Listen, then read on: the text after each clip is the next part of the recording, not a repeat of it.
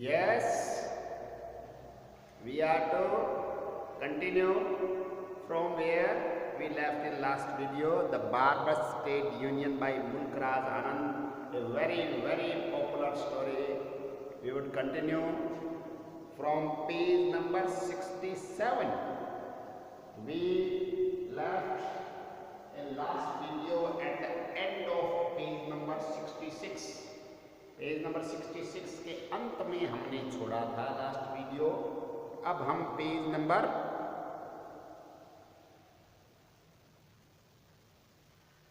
67 पे आ गए। हो so you are in league with him, said Pandit Parmanand emerging from the landlord's home where he had been apparently summoned to discuss the unholy emergency। देखो, जब वो उसने क्या लास्ट लाइन में कहा था, go to Pandit Parmanand, I shouted after him and tell him that these garments are you are wearing not unclean. जब writer ने कहा था कि तुम परमानंद जी से जाके मिल ले और उनको बता कि ये कपड़े अनक्लीन या वैसे नहीं हैं, तो वो तेरी कुछ मदद कर देंगे।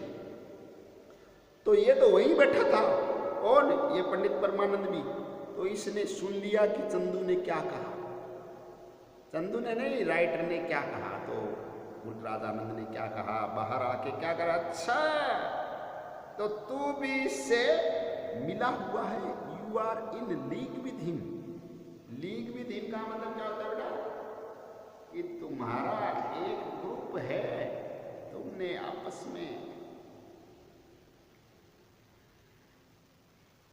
Emerging from landlord's home, landlord के घर से बाहर निकलते हुए बोला, where he had been apparently summoned, जिसको वहां स्पष्ट रूप से बुलाया गया था। समन्ड का मतलब होता है आदेश देकर बुलाया जाना।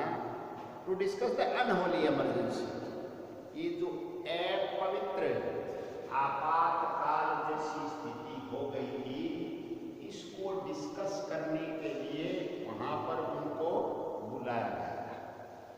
इस आपातकाल जैसी स्थिति को डिस्कस करने के लिए उनको वहां पर बुलाया गया था।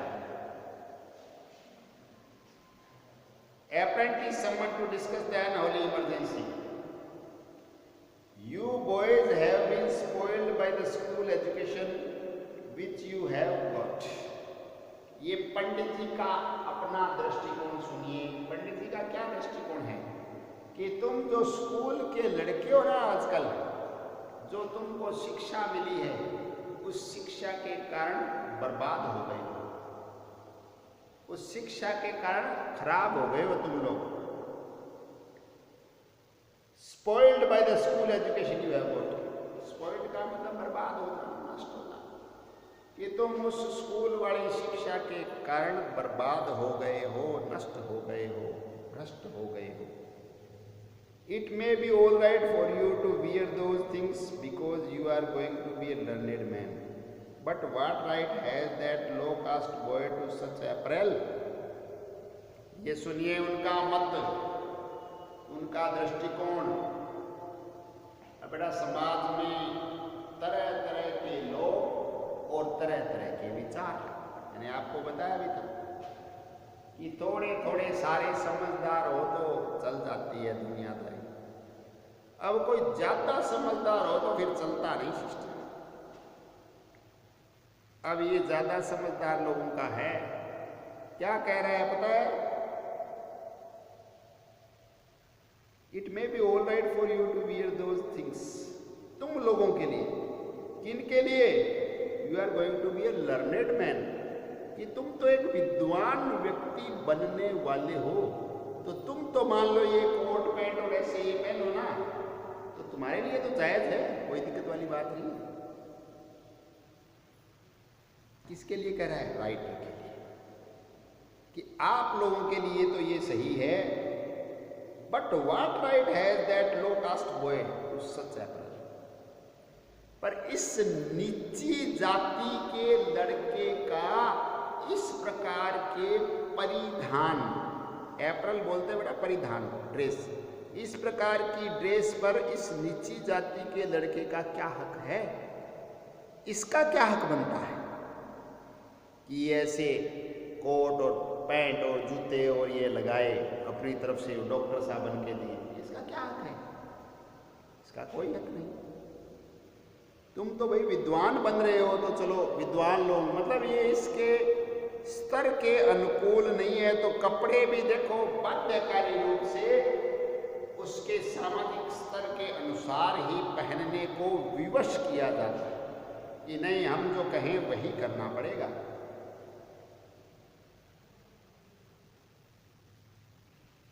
He has got to touch our beards, our head and our hands. कि इसको तो हमारी जो दाढ़ी है, सर है, हाथ है, मालिश वालिश करता है तो सब जगह इसको टच करना होता है, सब जगह इसको हमें छूना पड़ता है। He is defined enough by God। ये देखिए कि इसको तो ईश्वर ने पहले ही गिरा हुआ पैदा किया है, डिफाइंड इनफ बाय गॉड। अब देखिए मनुष्य के बेटा जन्म के आधार पर ही उसका उच्च या निम्न घोषित कर दिया जाना, जन्म के आधार पर ही उसको उच्च या निम्न घोषित कर दिया जाना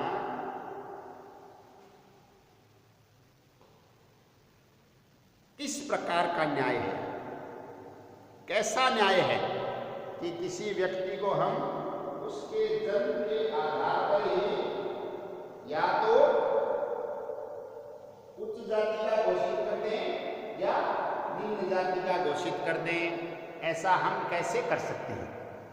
किसी भी व्यक्ति को हम उसके जन्म के आधार पर कैसे कर सकते हैं? और साथ में एक ये तो भगवान ने इसको पहले ही काफी गिरा हुआ बनाया, why does he want to become more defined, कि ये और गिरना क्यों चाहता है? भगवान ने इसको पहले ही काफी गिरा हुआ बनाया है, तो ये और अधिक क्यों गिरना चाहता है? ये समझ में नहीं आ रहा। ये ठीक है गिरा हुआ है मानने बात, पर और क्यों गिरना चाहता है? जब भगवान ने इसको कर दिया कि वही तो ठीक है, जैसा है वैसा तेरे को बनाया है, तो नीची जाति का है, पर अब तू क्या चाहता है ये बता। अब तू क्या चाहता है और क्यों गिरना चाहता है ये बता। You are a high caste boy and he is a low caste devil, he is a rogue। कि भाई तू तो देख एक उच्च जाति का व्यक्ति है और ये नीची जाति का है, तो उसका और तेरा तो कोई मेल नहीं है। वो क्या है? वो तो एक रोग है, दुष्ट है, शैतान है। पहले दुष्ट को, शैतान को, ये हुए को हमें देखना है कि वो क्या कर रहा है। दुष्ट को, गिरे हुए को, शैतान को पहले से ही मरा हुआ है। तू एक ऊंची जाति का लड़का, ये नीची जाति का दुष्ट शैतान, तो तेरा और इसका क्या मेल है? Chandu had heard this. अब देखो बेटा वो बोल रहा है तो काना खुशी तो हो ही रही है, तो चंदू ने क्या है वो सारा सुन लिया, चंदू ने सारा सुन लिया और सुनकर बोला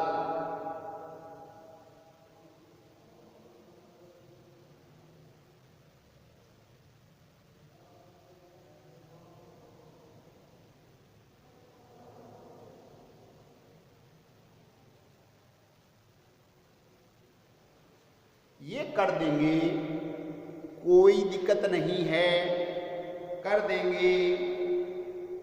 अब चंदू ने ये सारी बात सुन ली। He did not look back and run in a flurry as if he were set on some purpose which occupied him more than the abuse which had been the cause of his flight। देखिए अब ये बेटा एक तरीका होता है, ये तरीका होता है, क्या तरीका होता है कि जैसे कोई भला बुरा कह रहा है, कहीं कोई डिस्प्यूट चल रहा है, विवाद चल रहा है, आपको मेरे को किसी को उसमें भाग नहीं लेना है, अच्छी स्थिति नहीं है, तो वहां से एक इस तरीके से बहाना करके निकल जाते हैं, इस तरीके से बहाना करके निकल जाते हैं कि जैसे अचानक कुछ याद आ गया हो, जैसे अचानक कुछ याद आ गया हो, ऐसे बहाना करके निकल जाते हैं। अरे मेरे तो वो काम है। आप एक बार देखो, काम कुछ नहीं है भाई देवे, वहां से निकलना है। तो क्या हुआ कि चंदू अचानक ही वहां से ऐसे भाग गया जैसे उसको कोई काम याद आ गया हो। इस तरीके से चंदू वहां से फुल स्पीड से भागा।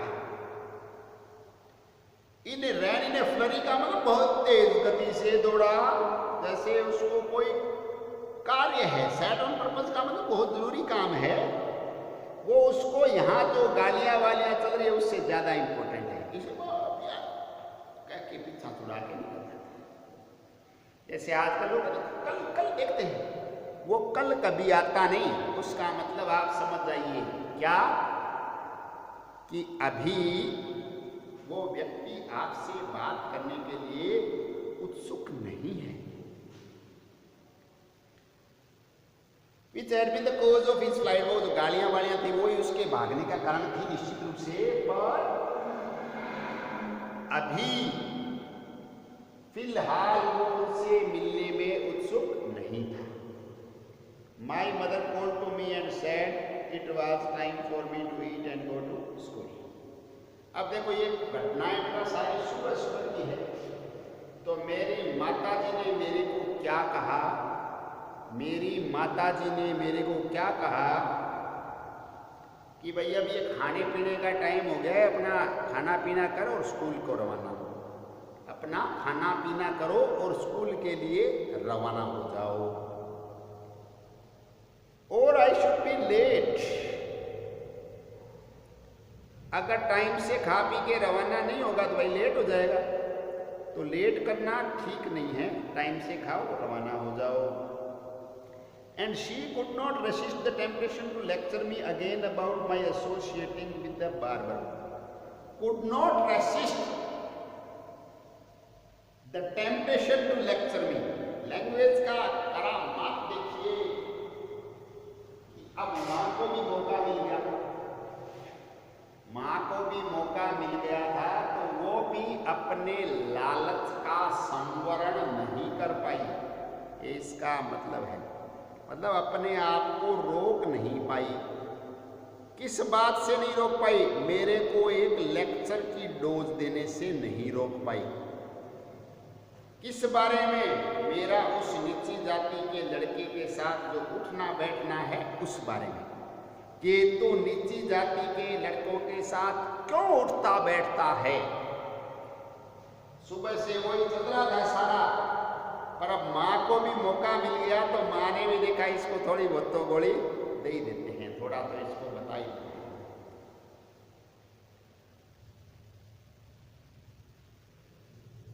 Lecture me again about my associating with the barber, कि दोबारा मेरे को वैसे तो देती रहती थी, वैसे तो देती रहती थी, दोबारा एक बार और लेक्चर देने से अपने आप को नहीं रोक पाई। मतलब कि तू तो भाई बस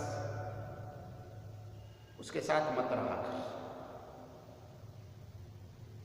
But I was very disturbed about Chandu's fate all day, and on my way back from school I called in at the hovel where he lived with his mother.